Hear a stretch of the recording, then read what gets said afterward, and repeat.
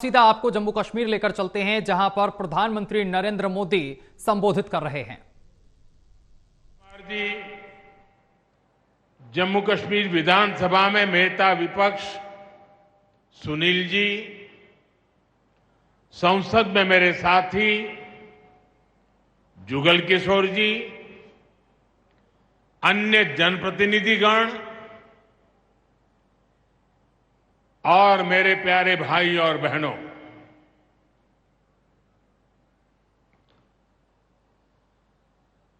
वीर जोरावर सिंह जी की ये भूमि है। मैं इस धरती को प्रणाम करता हूं। साथियों, आज का ये कार्यक्रम भारत की एकता और भारत की इच्छा शक्ति का विराट उत्सव है।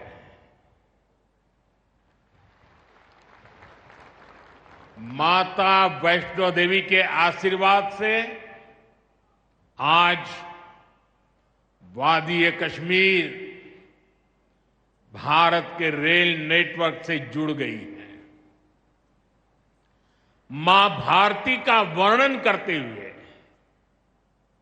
हम श्रद्धा भाव से कहते आए हैं, कश्मीर से कन्याकुमारी।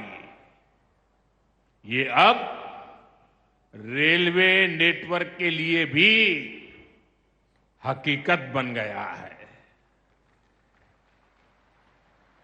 उधमपुर, श्रीनगर, बारामूला, ये रेल लाइन प्रोजेक्ट ये सिर्फ नाम नहीं है,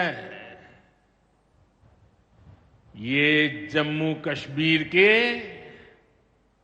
नए सामर्थ्य की पहचान है। भारत के नए सामर्थ्य का जयघोष है। थोड़ी देर पहले मुझे चिनाब ब्रिज और अंजी ब्रिज का लोकार्पण करने का अवसर मिला है। आज ही 2 नई वंदे भारत ट्रेनें जम्मू कश्मीर को मिली है।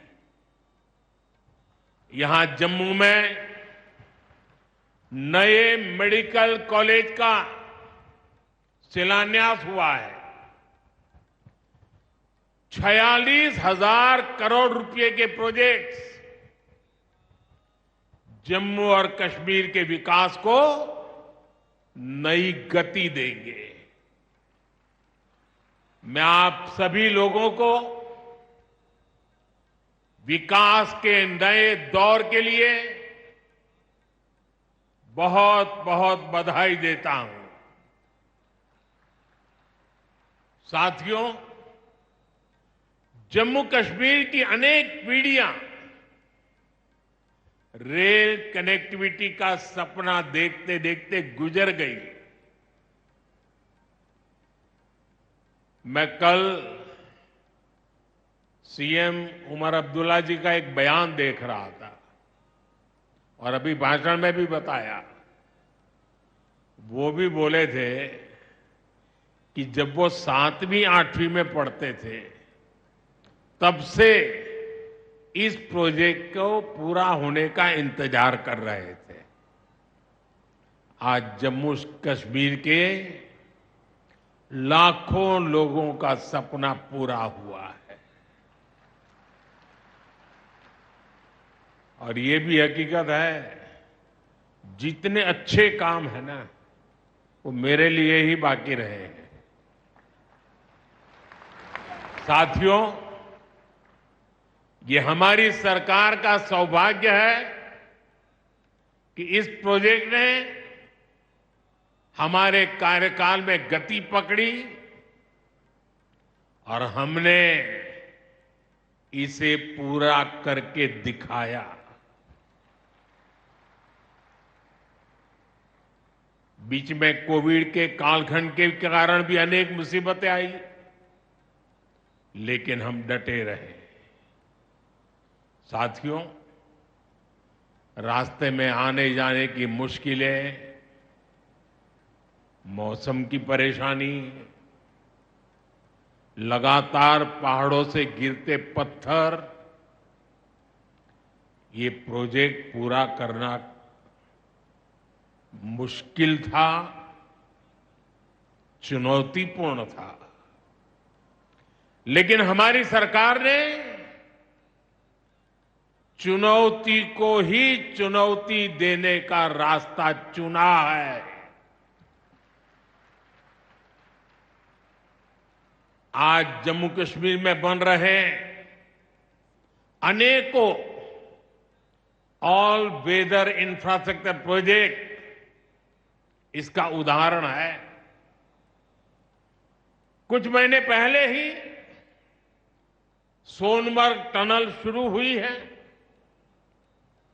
अभी कुछ देर पहले ही मैं चिनाब और अंजी ब्रिज से होकर आपके बीच आया हूं। इन पुलों पर चलते हुए मैंने भारत के बुलंद इरादों को, हमारे इंजीनियर्स, हमारे श्रमिकों के हुनर और हौसले को जिया है। चिनाब ब्रिज दुनिया का सबसे ऊंचा रेलवे आर्च ब्रिज है। लोग फ्रांस में, पेरिस में एफिल टावर देखने के लिए जाते हैं, और ये ब्रिज एफिल टावर से भी बहुत ऊंचा है। अब लोग चिनाब ब्रिज के जरिए कश्मीर देखने तो जाएंगे ही, ये ब्रिज भी अपने आप में एक आकर्षक टूरिस्ट डेस्टिनेशन बनेगा। सब लोग सेल्फी पॉइंट पर जाकर के सेल्फी निकालेंगे। हमारा अंजी ब्रिज भी इंजीनियरिंग का बेहतरीन नमूना है। ये भारत का पहला केबल सपोर्टेड रेलवे ब्रिज है। ये दोनों ब्रिज सिर्फ ईंट, सीमेंट, स्टील और लोहे के ढांचे नहीं है। ये पीर पंजाल की दुर्गम पहाड़ियों पर खड़ी भारत की शक्ति का जीवंत प्रतीक है। ये भारत के उज्जवल भविष्य की सिंह गर्जना है। ये दिखाता है विकसित भारत का सपना जितना बड़ा है, उतना ही बुलंद हमारा हौसला है, हमारा सामर्थ्य है। और सबसे बड़ी बात, नेक इरादा है, अपार पुरुषार्थ है।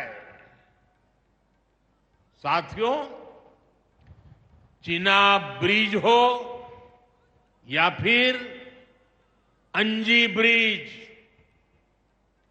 ये जम्मू की और कश्मीर की दोनों क्षेत्रों की समृद्धि का जरिया बनेंगे। इससे टूरिज्म तो बढ़ेगा ही, इकोनॉमी के दूसरे सेक्टर्स को भी लाभ होगा। जम्मू और कश्मीर की रेल कनेक्टिविटी दोनों क्षेत्रों के कारोबारियों के लिए नए अवसर बनाएगी। इससे यहां की इंडस्ट्री को गति मिलेगी। अब कश्मीर के सेब कम लागत में देश के बड़े बाजारों तक पहुंच पाएंगे और समय पर पहुंच पाएंगे। सूखे मेवे हो या पश्मीना शॉल, यहां का हस्तशिल्प अब आसानी से देश के किसी भी हिस्से तक पहुंच पाएगा। इससे जम्मू कश्मीर के लोगों को देश के दूसरे हिस्सों में आना जाना भी बहुत आसान होगा। साथियों, मैं यहां संगलदान के एक स्टूडेंट का अखबार में कमेंट पढ़ रहा था। उस स्टूडेंट ने कहा कि उसके गांव के उन्हीं लोगों ने अब तक ट्रेन नहीं देखी थी जो गांव से बाहर गए। गांव के ज्यादातर लोगों ने ट्रेन का सिर्फ वीडियो ही देखा था। उन्हें अब तक यकीन ही नहीं हो रहा कि असली ट्रेन उनकी आंखों के सामने गुजरेगी। मैंने ये भी पढ़ा कि बहुत से लोग ट्रेनों के आने जाने का टाइम याद कर रहे हैं। एक और बिटिया ने बड़ी अच्छी बात कही। उस बिटिया ने कहा, अब मौसम तय नहीं करेगा कि रास्ते खुलेंगे या बंद रहेंगे। अब ये नई ट्रेन सेवा हर मौसम में लोगों की मदद करती रहेगी। साथियों, जम्मू कश्मीर मां भारती का मुकुट है। ये मुकुट एक से बढ़कर एक खूबसूरत रत्नों से जड़ा हुआ है। ये अलग अलग रत्न जम्मू कश्मीर का सामर्थ्य है। यहां की पुरातन संस्कृति, यहां के संस्कार, यहां की आध्यात्मिक चेतना, प्रकृति का सौंदर्य, यहां की जड़ी बूटियों का संसार, फलों और फूलों का विस्तार, यहां के युवाओं में आप लोगों में जो टैलेंट है वो मुकुट मणि की तरह चमकता है। साथियों, आप भली भांति जानते हैं, मैं दशकों से जम्मू और कश्मीर आता जाता रहा। इंटीरियर इलाकों में मुझे जाने का, रहने का अवसर मिला है। मैंने इस सामर्थ्य को लगातार देखा है, महसूस किया है, और इसलिए मैं पूरे समर्पण भाव के साथ जम्मू कश्मीर के विकास में जुटा हूं। साथियों, जम्मू कश्मीर भारत की शिक्षा और संस्कृति का गौरव रहा है। आज भारत दुनिया के बड़े नॉलेज हब में से एक हमारा जम्मू कश्मीर बन रहा है, तो इसमें जम्मू कश्मीर की भागीदारी भी भविष्य में भी बढ़ने वाली है। यहां आईआईटी, आईआईएम, एम्स और नीट जैसे संस्थान है।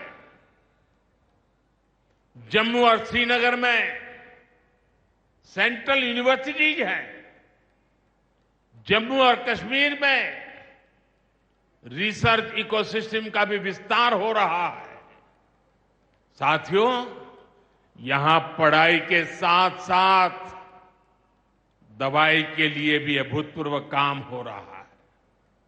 बीते कुछ सालों में ही 2 स्टेट लेवल के कैंसर संस्थान बने हैं। पिछले 5 वर्षों में यहां 7 नए मेडिकल कॉलेज शुरू किए गए हैं। आप भी जानते हैं, जब मेडिकल कॉलेज खुलता है तो उससे मरीजों के साथ ही उस क्षेत्र के युवाओं को भी सबसे ज्यादा फायदा मिलता है। जम्मू कश्मीर में अब एमबीबीएस की सीटों की संख्या 500 से बढ़कर 1300 तक पहुंच गई है। मुझे खुशी है कि अब रियासी जिले को भी नया मेडिकल कॉलेज मिलने जा रहा है। Shri Mata Vaishno Devi institute of medical excellence, ये आधुनिक अस्पताल तो है, ये दान पुण्य करने की हमारी जो संस्कृति है उसका भी उदाहरण है। इस मेडिकल कॉलेज को बनाने में जो राशि लगी है उसके लिए भारत के कोने कोने से माता वैष्णो देवी के चरणों में आने वाले लोगों ने दान दिया हुआ है। मैं श्री माता वैष्णो देवी श्राइन बोर्ड को, उनके अध्यक्ष मनोज जी को इस पवित्र कार्य के लिए बहुत बहुत शुभकामनाएं देता हूं। इस अस्पताल की क्षमता भी 300 बेड से बढ़कर 500 बेड की जा रही है। कटरा में माता वैष्णो देवी के दर्शन करने आने वाले लोगों को भी इससे बहुत सहूलियत रहने वाली है।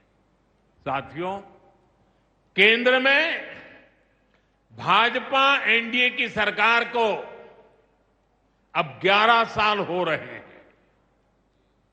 ये 11 साल गरीब कल्याण के नाम समर्पित रहे हैं।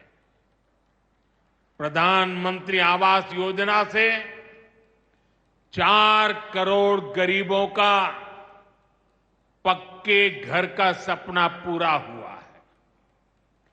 उज्ज्वला योजना से 10 करोड़ रसोइयों, उसमें धुएं का अंत हुआ है।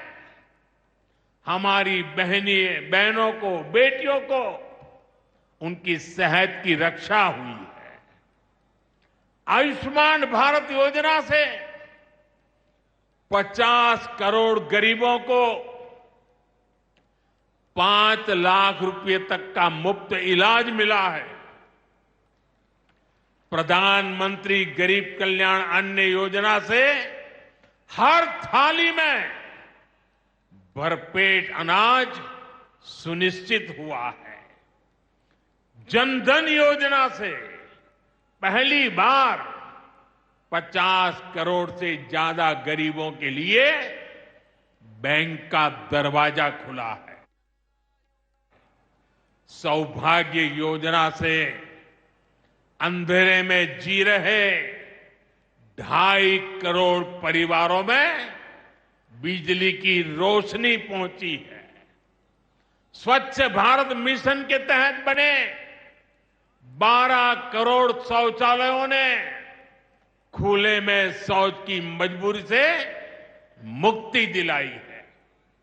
जल जीवन मिशन से 12 करोड़ नए घरों में नल से जल पहुंचने लगा है।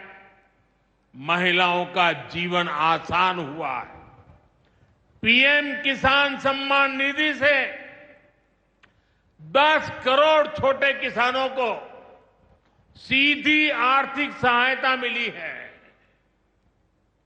साथियों, सरकार के ऐसे अनेक प्रयासों से पिछले 11 साल में 25 करोड़ से ज्यादा गरीबों ने गरीबी को हमारे ही गरीब भाई बहनों ने गरीबी के खिलाफ जंग लड़ा और 25 करोड़ गरीब गरीबी को परास्त कर करके विजयी होकर के गरीबी से बाहर निकले हैं। अब वो नए मध्यम वर्ग का हिस्सा बने हैं। जो लोग अपने आप को समाज व्यवस्था के एक्सपर्ट मानते हैं, बड़े खेरखा मानते हैं, जो लोग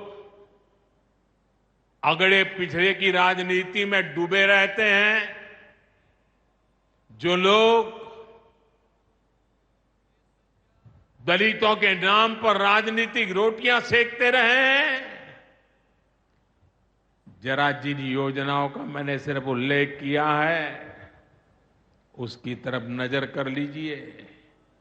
कौन लोग हैं जिनको ये सुविधाएं मिली हैं?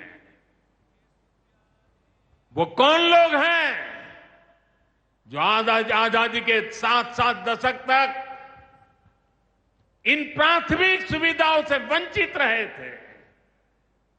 ये मेरे दलित भाई बहन है,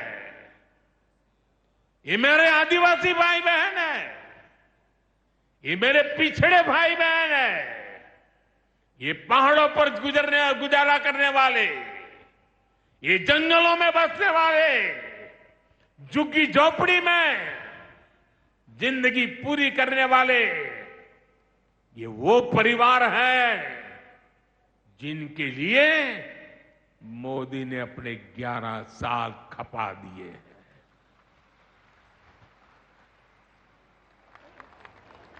केंद्र सरकार का प्रयास है कि गरीबों को, नए मध्यम वर्ग को ज्यादा से ज्यादा ताकत दे। 1 रैंक 1 पेंशन हो,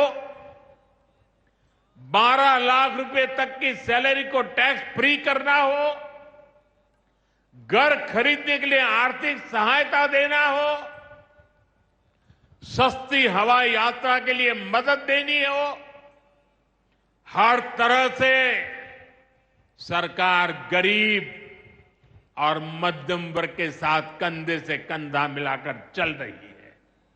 साथियों, गरीबों को गरीबी से मुक्ति पाने के लिए उनका मदद करना, लेकिन ईमानदारी से जीने वाले, देश के लिए समय समय पर टैक्स देने वाले मध्यम वर्ग की ताकत बढ़ाना, इसके लिए भी आजादी में पहली बार इतना काम हुआ है जो हमने करके दिखाया है। साथियों, हम अपने यहां नौजवानों के लिए लगातार रोजगार के नए अवसर बढ़ा रहे हैं और इसका एक अहम जरिया है टूरिज्म। टूरिज्म से रोजगार मिलता है, टूरिज्म लोगों को जोड़ता है, लेकिन दुर्भाग्य से हमारे पड़ोस का देश मानवता का विरोधी, मेलजोल का विरोधी, टूरिज्म का विरोधी, इतना ही नहीं, वो ऐसा देश है जो गरीब की रोजी रोटी का भी विरोधी है।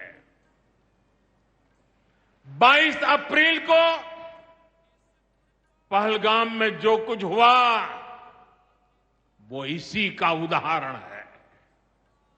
पाकिस्तान ने पहलगाम में इंसानियत और कश्मीरियत दोनों पर वार किया।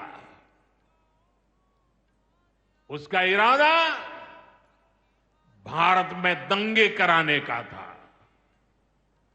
उसका इरादा कश्मीर के मेहनतकश लोगों की कमाई को रोकना था। इसलिए पाकिस्तान ने टूरिस्ट पर हमला किया। वो टूरिज्म जो बीते 4-5 साल में लगातार बढ़ रहा था, हर साल यहां रिकॉर्ड संख्या में टूरिस्ट आ रहे थे। जिस टूरिज्म से जम्मू कश्मीर के गरीबों के घर चलते हैं, उसको पाकिस्तान ने निशाना बनाया। कोई घोड़े चलाने वाला, कोई पोर्टर, कोई गाइड, कोई गेस्ट हाउस वाला, कोई दुकान ढाबा चलाने वाला, पाकिस्तान की साजिश इन सबको तबाह करने की थी। आतंकियों को चुनौती देने वाला नौजवान आदिल, वो भी तो वहां मेहनत मजदूरी करने गया था, लेकिन अपने परिवार की देखरेख कर सके इसलिए मेहनत कर रहा था। आतंकियों ने उस आदिल को भी मार दिया। साथियों, पाकिस्तान की साजिश के खिलाफ जिस प्रकार जम्मू कश्मीर के लोग उठ खड़े हुए हैं, जम्मू कश्मीर के अवाम ने इस बार जो ताकत दिखाई है, ये सिर्फ पाकिस्तान नहीं, दुनिया भर की आतंकवादी मानसिकता को जम्मू कश्मीर के लोगों ने कड़ा संदेश दिया है। जम्मू कश्मीर का नौजवान अब आतंकवाद को मुंह तोड़ जवाब देने का मन बना चुका है। ये वो आतंकवाद है जिसने घाटी में स्कूल जलाए, और सिर्फ स्कूल यानी इमारत नहीं जलाई थी, 2-2 पीढ़ी का भविष्य जला दिया था, अस्पताल तबाह किए, जिसने कई पीढ़ियों को बर्बाद किया। यहां जनता अपनी पसंद के नुमाइंदे चुन सके, यहां चुनाव हो सके, ये भी आतंकवाद के चलते बड़ी चुनौती बन गया था। साथियों, बरसों तक आतंक सहने के बाद जैसे जम्मू कश्मीर ने इतनी बर्बादी देखी थी कि जम्मू कश्मीर के लोगों ने सपने देखना ही छोड़ दिया था। आतंकवाद को ही अपना भाग्य मान लिया था। जम्मू कश्मीर को इस स्थिति से निकालना जरूरी था, और हमने ये करके दिखाया है। आज जम्मू कश्मीर का नौजवान नए सपने भी देख रहा है और उन्हें पूरे भी कर रहा है। अब कश्मीर का नौजवान बाजारों को, शॉपिंग मॉल्स को, सिनेमा हॉल को गुलजार देख करके खुश है। यहां के लोग जम्मू कश्मीर को फिर से फिल्मों की शूटिंग का प्रमुख केंद्र बनते देखना चाहते हैं। इस क्षेत्र को स्पोर्ट्स का हब बनते देखना चाहते हैं। यही भाव हमने अभी माता खीर भवानी के मेले में भी देखा है। जिस तरह हजारों लोग माता के दर पर पहुंचे, वो नए जम्मू कश्मीर की तस्वीर दिखाता है। अब 3 तारीख से अमरनाथ यात्रा भी शुरू होने वाली है। ईद की उमंग भी हम चारों तरफ देख रहे हैं। विकास का जो वातावरण जम्मू कश्मीर में बना था, वो पहलगाम के हमले से डिगने वाला नहीं है। जम्मू कश्मीर के आप सभी लोगों को और आप सबसे नरेंद्र मोदी का वायदा है। मैं यहां विकास को रुकने नहीं दूंगा। यहां के नौजवानों को सपने पूरा करने से कोई भी बाधा अगर रुकावट बनती है तो उस बाधा को पहले मोदी का सामना करना पड़ेगा। साथियों, आज 6 जून है। याद कीजिए, 1 महीने पहले, ठीक 1 महीने पहले 6 मई की वो रात पाकिस्तान के आतंकियों पर कयामत बरसी थी।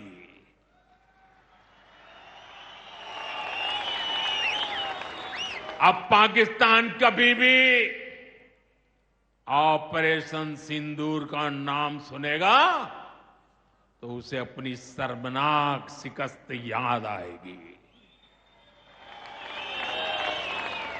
पाकिस्तानी फौज और आतंकियों ने कभी सोचा नहीं था कि भारत पाकिस्तान में सैकड़ों किलोमीटर अंदर जाकर के आतंकवादियों पर इस तरह वार करेगा। बरसों की मेहनत से उन्होंने आतंक की जो इमारतें बनाई थी वो कुछ ही मिनटों में खंडहर में बदल गई है। और ये देख पाकिस्तान बुरी तरह बौखला गया था और उसने अपना गुस्सा जम्मू के, पूंछ के दूसरे जिलों के लोगों के पर भी निकाला। पूरी दुनिया ने देखा कि पाकिस्तान ने कैसे यहां घर उजाड़े, बच्चों पर गोले फेंके, स्कूल, अस्पताल तबाह किए, मंदिर, मस्जिद, गुरुद्वारों पर शेलिंग की। आपने जिस तरह पाकिस्तान के हमलों का मुकाबला किया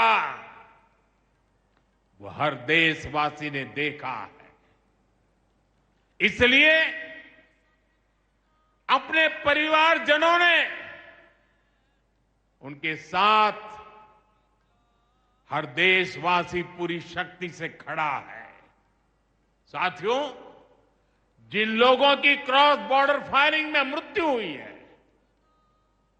उनके परिवार के सदस्य को कुछ दिन पहले ही नियुक्ति पत्र सौंपे गए हैं। शेलिंग से प्रभावित 2000 से ज्यादा परिवारों की तकलीफ भी हमारी अपनी तकलीफ है।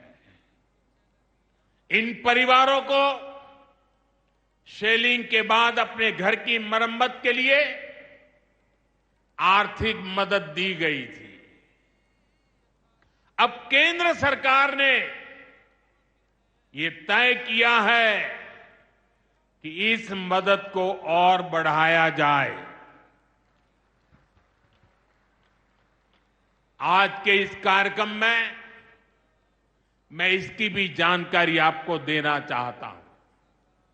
साथियों, जिन घरों में बहुत ज्यादा नुकसान हुआ है उन्हें अब 2 लाख रुपए और जो घर आंशिक रूप से क्षतिग्रस्त हुए उन्हें 1 लाख रुपए की सहायता अलग से दी जाएगी, अतिरिक्त दी जाएगी। यानी अब उन्हें पहली बार की मदद के बाद ये एक्स्ट्रा धनराशि मिलेगी। साथियों, हमारी सरकार बॉर्डर किनारे बसे लोगों को देश का प्रथम प्रहरी मानती है। बीते दशक में सरकार ने बॉर्डर के जिलों में विकास और सुरक्षा के लिए अभूतपूर्व काम किया है। इस दौरान करीब 10,000 नए बंकर्स बनाए गए हैं। इन बंकरों ने ऑपरेशन सिंदूर के बाद बने हालात में लोगों का जीवन बचाने में बड़ी मदद की है। मुझे बताते हुए खुशी है कि जम्मू और कश्मीर डिवीजन के लिए 2 बॉर्डर बटालियन बनाई गई है। 2 वुमेन बटालियन बनाने का भी काम पूरा कर लिया गया है। साथियों, हमारा जो इंटरनेशनल बॉर्डर है, उसके पास जो बहुत दुर्गम इलाके हैं, वहां भी सैकड़ों करोड़ रुपया खर्च करके नया इंफ्रा बनाया जा रहा है। कठुआ से जम्मू हाईवे को 6 लेन का एक्सप्रेसवे बनाया जा रहा है। अखनूर से पुंछ हाईवे का भी चौड़ीकरण किया जा रहा है। वाइब्रेंट विलेज प्रोग्राम के तहत भी बॉर्डर के गांवों में विकास के काम को और गति दी जा रही है। जम्मू कश्मीर के 400 ऐसे गांव जहां ऑल वेदर कनेक्टिविटी नहीं थी, उन्हें 1800 किलोमीटर की नई सड़कें बिछाकर जोड़ा जा रहा है। इस पर भी सरकार 4,200 करोड़ रुपए से ज्यादा खर्च करने जा रही है। साथियों, आज मैं जम्मू कश्मीर के आप लोगों से, खासकर यहां के नौजवानों से एक विशेष आग्रह भी करने आया हूं। और जम्मू कश्मीर की धरती से मैं देश को भी आग्रह करना चाहता हूं। आपने देखा है कि कैसे ऑपरेशन सिंदूर ने आत्मनिर्भर भारत की ताकत दिखाई है। आज दुनिया भारत के डिफेंस इकोसिस्टम की चर्चा कर रही है और इसके पीछे एक ही कारण है, हमारी सेनाओं का मेक इन इंडिया पर भरोसा। सेनाओं ने जो कर दिखाया, अब वही हर भारतवासी को दोहराना है। इस साल के बजट में हमने मिशन मैन्युफैक्चरिंग की घोषणा की है। इस मिशन के तहत सरकार मैन्युफैक्चरिंग को नई उड़ान देने का काम कर रही है। मैं जम्मू कश्मीर के युवाओं से कहूंगा, आइए इस मिशन का हिस्सा बनिए। देश को आपकी आधुनिक सोच चाहिए, देश को आपके इनोवेशन की जरूरत है। आपके आइडिया, आपकी स्किल भारत की सुरक्षा को, भारत की अर्थव्यवस्था को नई ऊंचाई देंगे। पिछले 10 वर्षों में भारत एक बड़ा डिफेंस एक्सपोर्टर बना है। अब हमारा लक्ष्य है दुनिया के टॉप डिफेंस एक्सपोर्टर्स में भारत का नाम भी शामिल हो। इस लक्ष्य की ओर हम जितना तेजी से बढ़ेंगे, उतनी ही तेजी से भारत में रोजगार के लाखों नए अवसर पैदा होंगे। साथियों, हमें एक और संकल्प लेना है। जो सामान भारत में बना हो, जिसमें हमारे देशवासियों का पसीना लगा हो, हम सबसे पहले उसे ही खरीदें। और यही राष्ट्रभक्ति है, यही राष्ट्र की सेवा है। सीमा पर हमें हमारी सेनाओं का मान बढ़ाना है और बाजार में हमें मेड इन इंडिया का गौरव बढ़ाना है। साथियों, एक सुनहरा और उज्जवल भविष्य जम्मू कश्मीर का इंतजार कर रहा है। केंद्र सरकार और यहां की सरकार मिलकर विकास के कार्यों में जुटे हैं, एक दूसरे को सहयोग कर रहे हैं। शांति और खुशहाली के जिस रास्ते पर हम आगे बढ़ रहे हैं, हमें उसे लगातार मजबूत करना है। मां वैष्णो देवी के आशीर्वाद से विकसित भारत, विकसित जम्मू कश्मीर का ये संकल्प सिद्धि तक पहुंचे, इसी कामना के साथ आप सभी को फिर से ये ढेर सारे विकास के प्रोजेक्ट के लिए और एक से बढ़कर एक शानदार प्रोजेक्ट के लिए मैं बहुत बहुत बधाई देता हूं। दोनों मुट्ठी बंद करके पूरी ताकत से मेरे साथ बोलिए, भारत माता की। आवाज हिंदुस्तान के हर कोने में गूंजनी चाहिए। भारत माता की, भारत माता की, भारत माता की, भारत माता की।